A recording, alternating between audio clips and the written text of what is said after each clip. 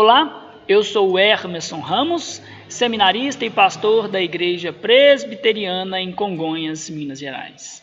Que a bondade e a paz do Altíssimo Deus Trino seja com seu coração hoje e para todos sempre.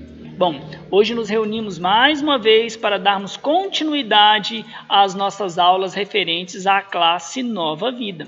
Se você está assistindo essa aula é porque provavelmente por algum motivo você não esteve presente. E como você já sabe, há sempre um versículo que precisa ser memorizado em cada uma dessas lições. E o versículo desta lição se encontra lá em Atos, capítulo 2, versículo 23. Hoje o tema da nossa lição são os decretos de Deus.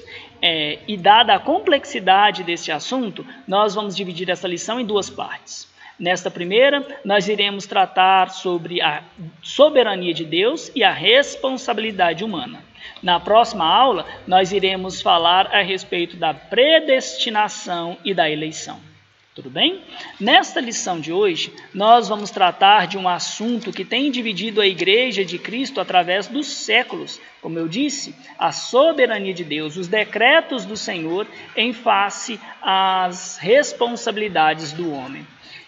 Para isso, nós vamos trazer à memória aquilo que nós aprendemos na nossa lição passada, na lição número 3. E ali, uma das perguntas que nós respondemos, a pergunta número 3 do nosso breve catecismo é: qual é a coisa principal que a Bíblia nos ensina?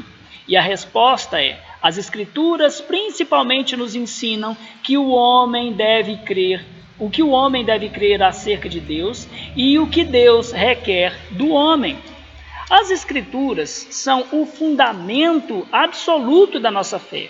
É a Bíblia que nos ensina tudo o que nós devemos saber e crer acerca de Deus. Portanto, os nossos desejos de como nós gostaríamos que Deus fosse, ou as nossas opiniões, não são de modo nenhum a base que define o que é verdade sobre quem Deus é e sobre o que Ele faz. Vejamos o que a 7ª pergunta do breve catecismo de Westminster nos ensina. Ali nós lemos: o que são os decretos de Deus? E em resposta, vemos que os decretos de Deus são o seu eterno propósito, segundo o conselho da sua vontade, pelo qual, para a sua glória, ele predestinou tudo o que acontece. Sim, tudo o que acontece está sob o controle soberano de Deus. Ele predestinou tudo o que aconteceu, o que acontece e o que acontecerá. Os decretos de Deus são, por natureza, eternos. Isso significa que, então, eles são imutáveis e foram decididos antes da eternidade passada. A Igreja Presbiteriana crê dessa forma. Ela crê assim porque é assim que as Escrituras nos ensinam. Vejamos alguns textos bíblicos que confirmam essas verdades.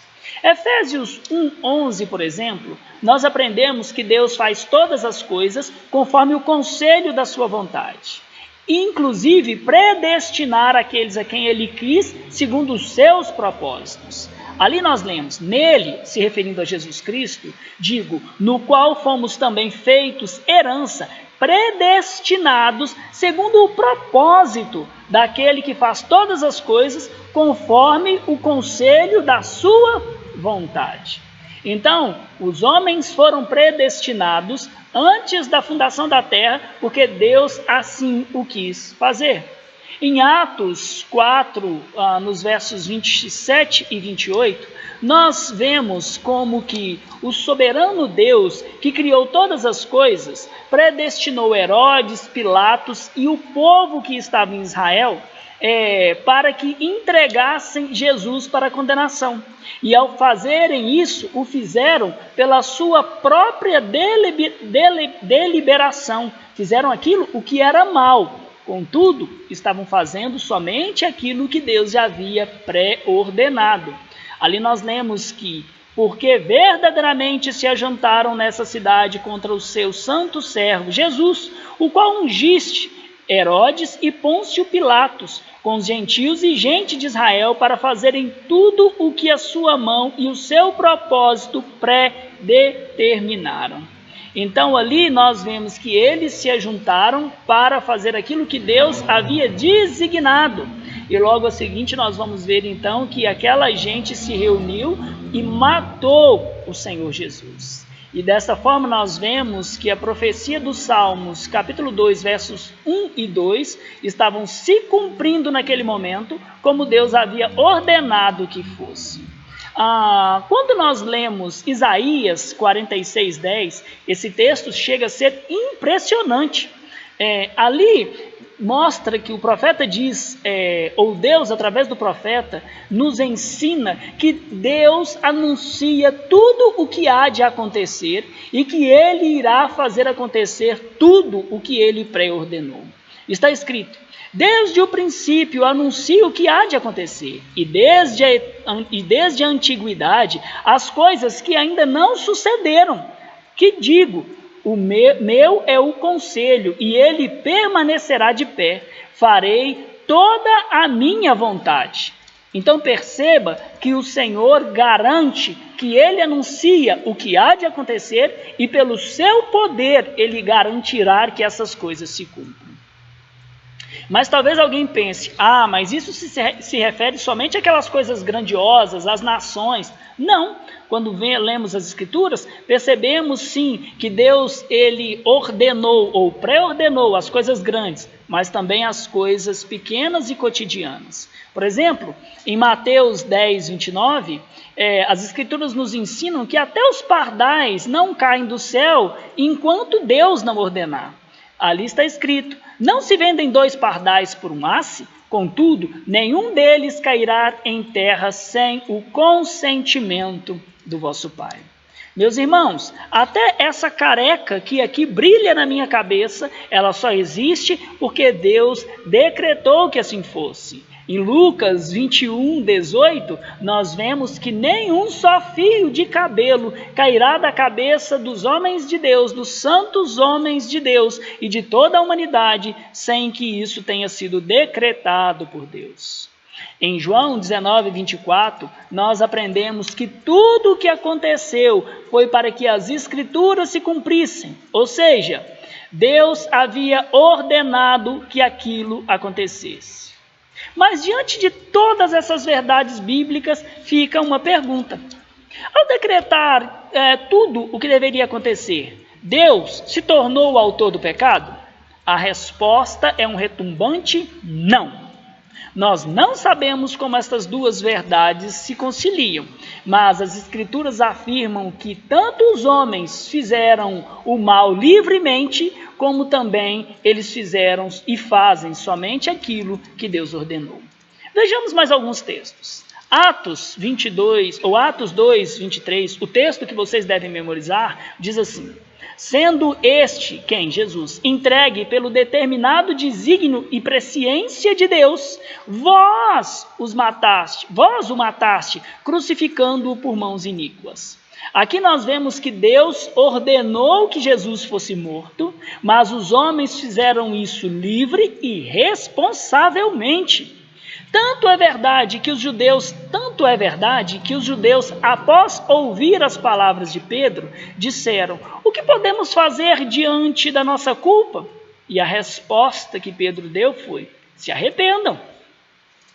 Mas não só aqui.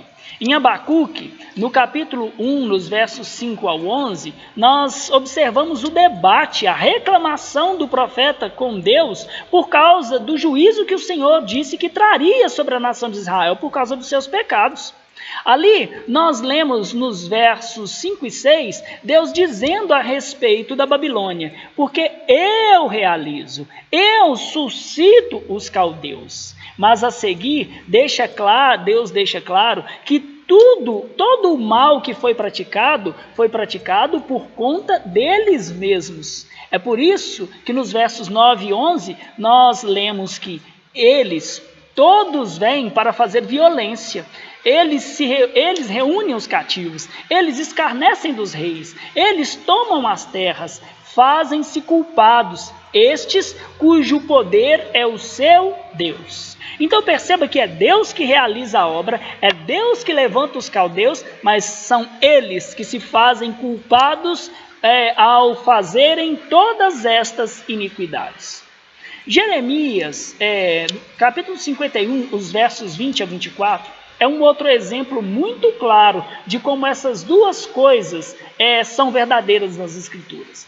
Tanto os decretos eternos de Deus, quanto também a soberania ou a responsabilidade do homem. Ali nós vemos Deus falando a respeito da Babilônia. Eras meu martelo, por meio de ti despedacei as nações, reis, cavalo, cocheiro, homem e mulher, o velho e o moço, o jovem e a virgem, pastor e rebanho, lavrador e bois, governadores e vice-reis. Isso se encontra nos versos 20 e 23 do capítulo 51 de Jeremias. E depois de dizer tudo isso, surpreendentemente, nós lemos no verso 24 como que o homem é responsável por isso. Porque Deus diz: pagarei a Babilônia toda a maldade que fizeram em Sião, diz o Senhor. Mais uma vez, a Bíblia nos ensina que Deus é quem fez todas essas coisas, mas os homens são culpados por aquilo que praticaram. E diante disso, nós pensamos que essa soberania divina e a responsabilidade humana andam juntas, não somente em relação às nações e povos, mas também em relação aos indivíduos. Quando nós lemos Lucas, capítulo 22, verso 22, e contrastamos com João 13, 27, isso fica muito claro. Esses textos nos mostram que o Filho do Homem, ele seria sim entregue porque Deus havia determinado. Em Lucas nós lemos: o Filho do Homem, na verdade, vai segundo o que está determinado. Todavia, o texto deixa muito claro que Judas era responsável, porque o texto continua dizendo: mas ai daquele por intermédio de quem ele está sendo traído. E isso nós lemos em Lucas 22, 22. João 13, 27 deixa muito claro que Judas o fez livre e deliberadamente quando traiu Jesus, porque está escrito: o que pretendes fazer, faze-o depressa. E não só isso.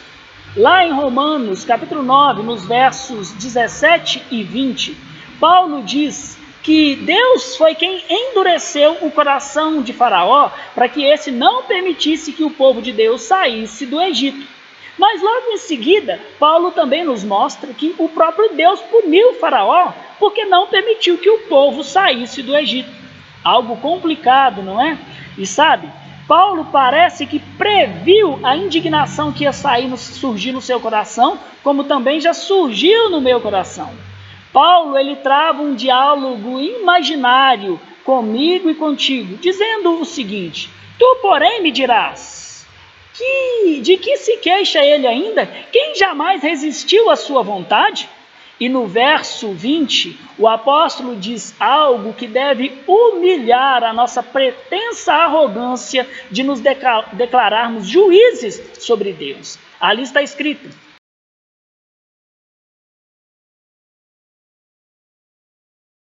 quem és tu, ó homem, para discutires com Deus? Porventura pode o objeto perguntar a quem o fez: por que me fizeste assim? Ou não tem o oleiro direito sobre a massa, para do mesmo barro fazer um vaso para honra e outro para desonra?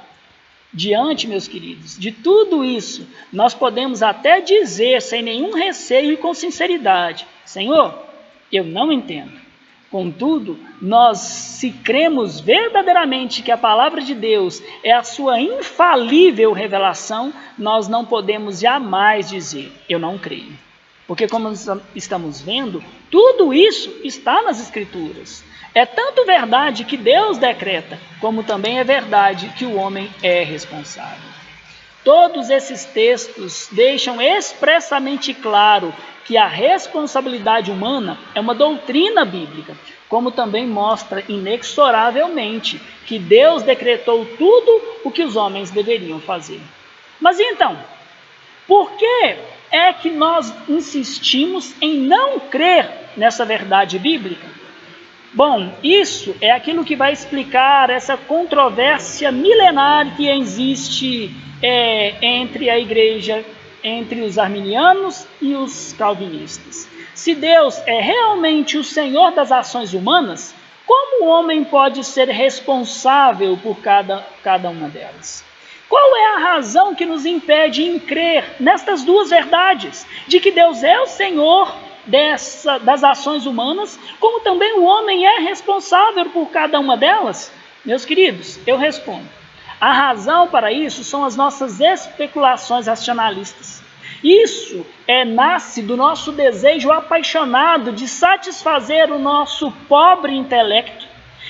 Nasce da nossa obstinação em não reconhecer que existe um mistério. E daí nós então chegamos à conclusão de que se eu não entendo, então eu não posso crer. O que acontece é que uns veem que as Escrituras ensinam a responsabilidade humana por suas ações, mas não querem ver a soberania de Deus sobre tais ações. Tais pessoas, elas não se conformam de modo nenhum em deixar que essas duas verdades convivam lado a lado nas Escrituras, como ali acontece. E o que acontece é que, por não permitirem que essas duas coisas coexistam juntas, uma do lado da outra, elas tomam partido por um desses lados, afirmando que se uma é verdade, a outra deve ser falsa. Mas, meus irmãos, tanto a responsabilidade humana por suas ações, como o soberano decreto de Deus a respeito destas ações, são duas verdades bíblicas que não se excluem de modo nenhum. O que nós precisamos fazer é receber essa realidade e que não é fácil de compreender. Sim, nós concordamos com Steve Lawson quando ele diz que a Bíblia não é difícil de entender, ela é difícil de engolir. Sim, essa não é uma realidade fácil para cada um de nós. Como essas duas coisas podem acontecer juntas? Como elas podem estar em harmonia? Nós não sabemos. O que nós sabemos é que a Bíblia declara tanto uma quanto a outra. E se nós desejamos ser fiéis à palavra do Senhor, nós precisamos igualmente abraçar essas duas doutrinas. J.I. Packer, no seu livro Evangelização e a Soberania de Deus, ele nos presta uma grande ajuda para lidarmos com essa dificuldade. Ele nos introduz o conceito de antinomia. Ali ele define a antinomia da seguinte forma, dizendo que antinomia é uma aparente contradição. Prestem atenção nessa palavra, aparente. O que Packer quer dizer por antinomia é que, na verdade, nas Escrituras ou em relação a essas duas doutrinas, não existe uma contradição real, embora assim pareça. Trata-se antes de uma aparente incompatibilidade entre duas verdades que são evidentes. O que nós temos então na doutrina da soberania de Deus e da responsabilidade humana é uma antinomia. Ou seja, dois princípios que postos lado a lado parecem ser irreconciliáveis, porém os dois são inegáveis. Quem pode dizer que a Bíblia não ensina os decretos de Deus? E quem pode dizer que a Bíblia não ensina a responsabilidade dos homens? Então as duas coisas são igualmente verdadeiras. Ambas as verdades repousam sobre sólidos princípios bíblicos. Aceitamos que cada um deve ser reconhecido como verdadeiro se tomado isoladamente, mas ainda assim, para nós é um mistério como elas se conciliam um com o outro. Por isso, nós devemos olhar para essas duas verdades, para os decretos de Deus, para as coisas que se referem à soberania divina e à responsabilidade humana, com o equilíbrio que as Escrituras exigem de nós. Não podemos exaltar em demasiado nem a soberania divina e nem devemos exaltar a responsabilidade humana. Devemos considerá-las em igual medida. Deixa eu dar para vocês 2 exemplos. No primeiro, nós vemos a completa exclusão da responsabilidade humana diante do Senhor.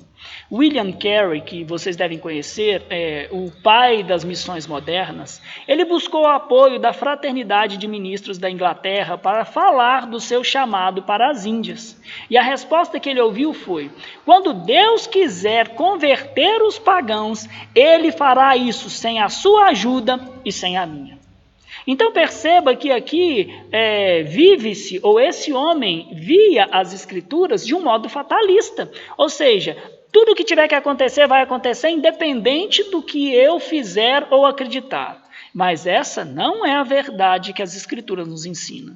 Sim, Deus decretou todas as coisas, mas nós somos responsáveis por cada uma das nossas ações. O nosso segundo exemplo, ele vai excluir completamente a soberania de Deus, dizendo que tudo depende única e exclusivamente do trabalho das mãos dos homens. E o nosso exemplo diz o seguinte: certo fazendeiro calvinista chegou a seu vizinho arminiano e lhe disse: meu irmão, Deus é realmente soberano e bom. Veja como está a sua plantação, a soja está bonita, o Senhor mandou a chuva no tempo certo, Ele controla todas as coisas, não é verdade? Então o cristão arminiano respondeu: meu irmão, você precisava ver a bagunça que essa fazenda era quando só Deus cuidava dela. Diante de tudo isso, qual é a conclusão que nós chegamos?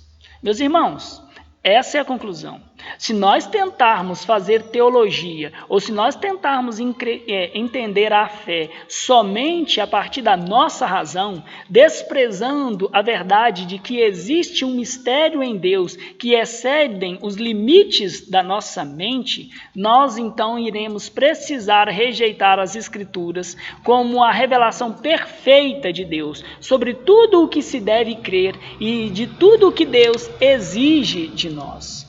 Fazendo uso somente do nosso intelecto, da lógica, é impossível ver como Deus pode ter decretado todas as coisas, conhecendo previamente todas as obras dos homens, e estes ainda assim serem responsáveis diante do Senhor.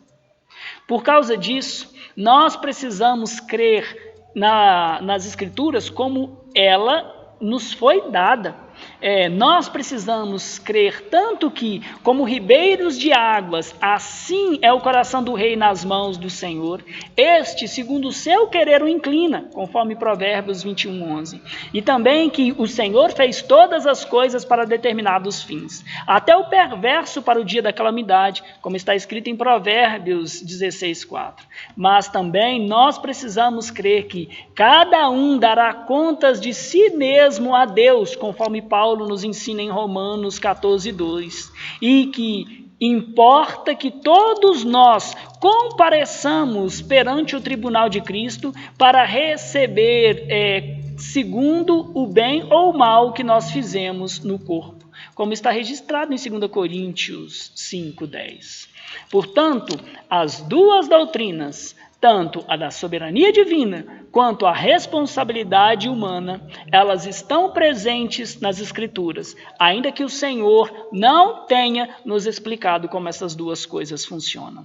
E como tudo isso se aplica à nossa vida? De pelo menos 2 formas. A primeira, nós precisamos aceitar o mistério divino. A infinitude de Deus não pode se acomodar nos limites da nossa mente humana. Se Deus não quis nos explicar como é que essas duas coisas funcionam juntas, então nós precisamos humildemente falar como John Newton, o compositor do hino Maravilhosa Graça: atribuirei todas as aparentes incoerências da Bíblia à minha própria ignorância. Então existe um mistério, e diante desse mistério nós precisamos tirar as sandálias do pé e permanecer em silêncio, porque essa é terra santa, a qual a nossa mente limitada e pequena não pode compreender. E qual é a segunda forma com que essa doutrina dos decretos de Deus se aplica à nossa vida, especificamente no que se refere à soberania de Deus e à responsabilidade humana? Ela se aplica no fato de que nós devemos abraçar ambas as verdades, Tanto a soberania divina quanto a responsabilidade humana são duas verdades inquestionáveis nas Escrituras. Nossa visão de Deus não deve ser, então, controlada pelos limites da nossa mente, mas por aquilo que a Bíblia nos ordena e autoriza a crer. Assim, meus irmãos, nós terminamos essa nossa quarta lição, deixando claro que ambas as coisas, a soberania de Deus nos decretos das nossas ações, como a nossa responsabilidade na prática de cada uma delas, é verdadeira e sustentada igualmente nas Escrituras. E nós devemos fazer a mesma coisa, ainda que o Senhor não tenha decidido nos revelar como essas coisas funcionam. Que o Senhor os abençoe e, se assim o Senhor nos permitir, nos encontraremos em breve na nossa quinta lição.